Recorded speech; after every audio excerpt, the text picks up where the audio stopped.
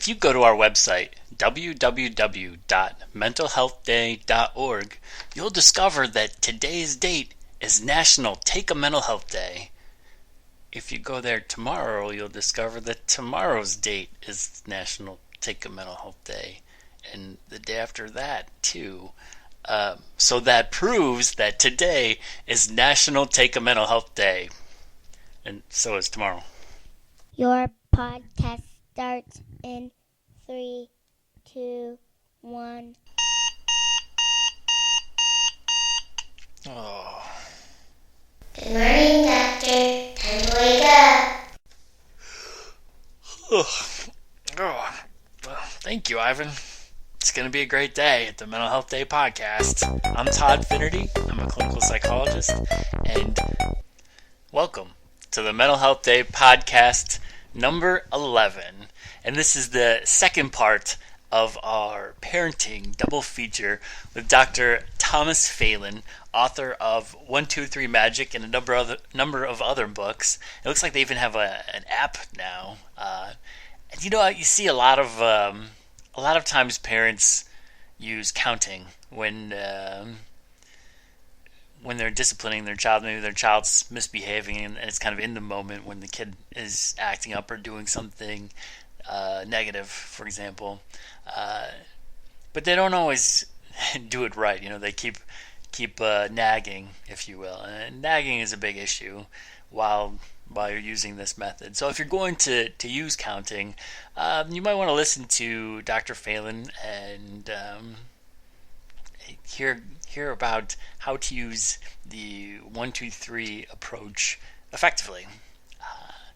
It just so happens that we have an interview with him. And here it goes.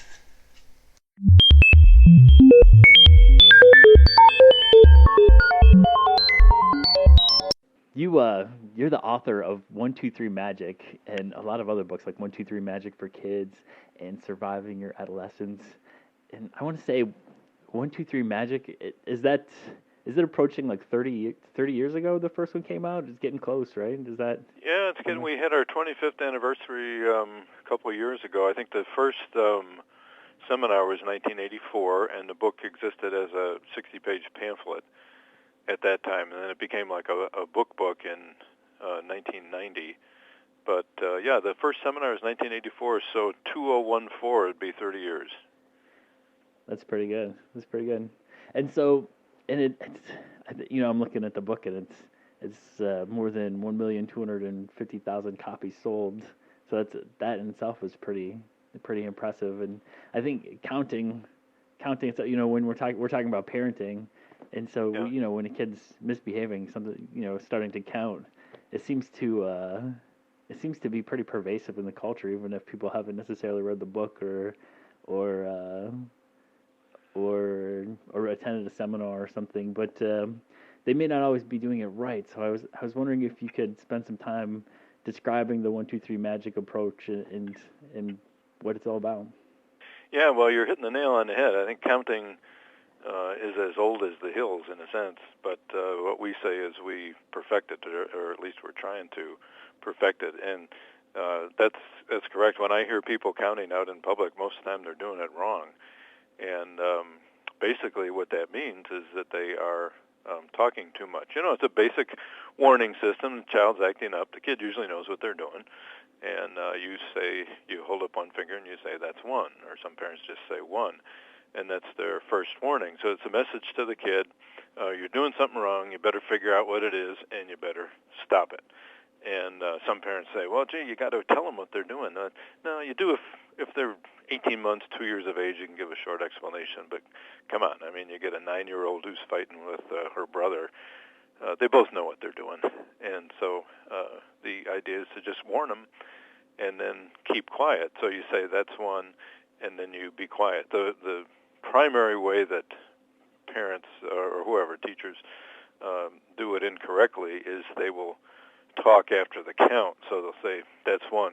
Come on now, I'm getting a little sick and tired of this. Keep this up. You're going to wind up in your room. Look at me when I'm talking to you. Did God put you on earth to drive me crazy or what?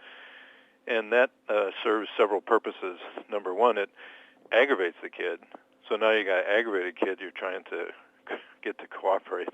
It also confuses the child. So now you got a confused kid that you're trying to get to cooperate. And you pick an ADD kid, for example. You need a clear signal to them. You can't say that's one and then give them all this gibberish and expect them to know what to do.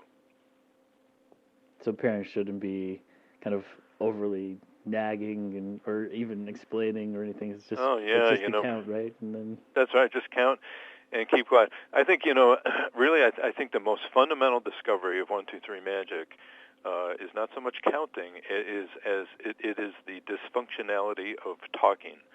People say, well, we got a discipline problem. We need to increase the communication. No, you don't. You need to decrease the communication in discipline situations. You can talk till the cows come home the rest of the time, but talking, people sacredize talking. They think, Joe, this is just wonderful. We're talking. No, it's not. It's telling parents to talk, putting reasoning up on a PowerPoint presentation when you're given a presentation on alternatives to spanking. Putting reasoning up there is like giving somebody an AK-47 without an instruction manual. If you don't know how to talk and when to keep quiet, it's like throwing gasoline on a fire. Makes sense. Now, if so, we have kids that you start counting and they're misbehaving. What if they're doing something like really bad though and really terrible? Is there a different approach? I mean, should it? Yeah. Well, if they're doing something that is right off the bat, it's really bad, like they sock somebody, or they may use a swear word that you don't like, then it's an automatic 3. So we're going to go straight to 3. So they get 2 warnings, and then at 3 there's a consequence. Some people say they get 3 warnings. No, they don't get 3 warnings. They get 2, and they get consequence at 3. But if they do something really bad, then they just get the consequence right away, which is a timeout or what we call a timeout alternative. That makes sense. And a lot of times it seems like that's for getting people to, or little kids to stop doing the behaviors. What if there's something you want to get them to start doing? You know what I mean? Is there any different approaches or anything? Yeah, there is. In fact, that's a fundamental distinction in 1, 2, 3, and I think that's another thing that makes it. That one of the hallmarks of the program is simplicity. If you don't keep it simple, nobody will do it.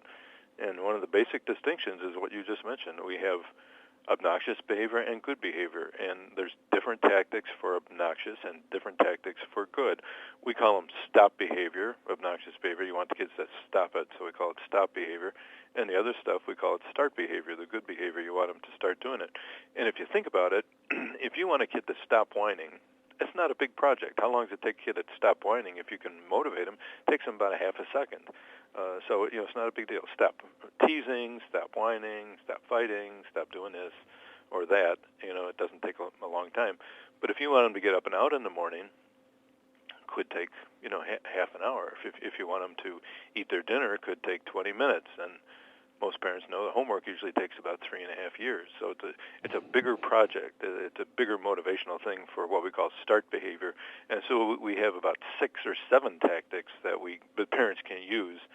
And basically what you want to do is you want to use these 6 or 7 tactics to create a routine, a daily routine. So you want to have a daily routine for bedtime, daily routine for homework, daily routine for eating, and all that. It makes life a whole lot easier.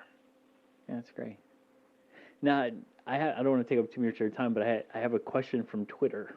It can be somebody from Twitter is asking, are there any special strategies that you might recommend, maybe related to 1, 2, 3 Magic or in conjunction with 1, 2, 3 Magic, for use with children with autistic spectrum disorders? I mean, is there a way to apply some of this to them? Yeah, you can. Basically, you can use the program with any kid, or special needs kids, as long as they have a mental age of about 2. So with a typically developing youngster, you can use it starting at 18 months. So if you have autistic, spectrum kid, if they have mental age of 2, you can use it with them. Sometimes with the autistic kids, the counting will make them nervous, and so a verbal count seems to make them nervous. So sometimes some people will use pictures or a drawing of a 1 or of a timeout cheer in 3 pieces, and you put it together as you, effectively do the counts. I mean, there are other programs. There's the LOVAS program and I think the Denver Early Start thing. That those can be 25 or more hours a week, and I think those are good programs. But you can also do the 1, 2, 3 if you break down the whatever child it is. If you forget the diagnosis for a second and the label and look at the behaviors and the symptoms, then look at your stop behavior and your start behavior, and then look at the tactics that we have for those, and they can be used with spectrum kids as well. Thank you. Before I let you go, because I don't want to take up too much of your time, is there anything else that maybe you think parents should know, or mental health professionals that are listening to the podcast as well? Anything about the approach, or anything in particular that you want to say that we haven't really had a chance to talk much about? Or yeah, I think really it's the simplest parenting program out there. I think if you look on Amazon on any one given day, it's usually the number one child discipline book. It won't be always number one in the parenting category, because there are some other books that aren't discipline programs up there, but it's usually the number one discipline program. We've sold now about 1,400,000 copies, and that's because it's simple, it's easy to learn, and it works. And that thing about simplicity is really important. I mean, when I went to graduate school, and you know what this is like, you're used to writing a master's thesis and then a doctoral dissertation and all that, and then you come out and you want to write a parenting book for the general population. It's got to be simpler. It's got to be more of a conversational tone.